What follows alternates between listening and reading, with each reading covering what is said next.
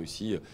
quand elle explique qu'elle ne peut rester insensible, ça veut clairement dire qu'elle répondra aux demandes du Premier ministre de Crimée de soutenir son peuple en lutte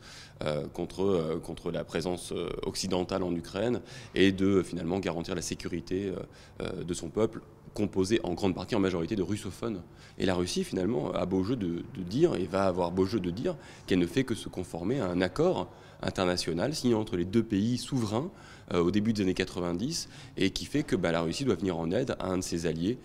qui est manifestement en danger, en tout cas prétendument en danger. Donc on est dans un accord classique, un peu ce que feraient les États-Unis si un pays de l'OTAN était lui aussi mis en danger. Donc les Russes vont, à mon avis, beaucoup jouer sur la question de la légalité, de la légitimité de leur action, non seulement pour éviter que l'ONU s'en mêle, mais aussi tout simplement pour donner une bonne image de l'intervention russe, pour dire que les Russes, au contraire, œuvrent au droit des peuples à disposer d'eux-mêmes, une notion onusienne, s'il en est.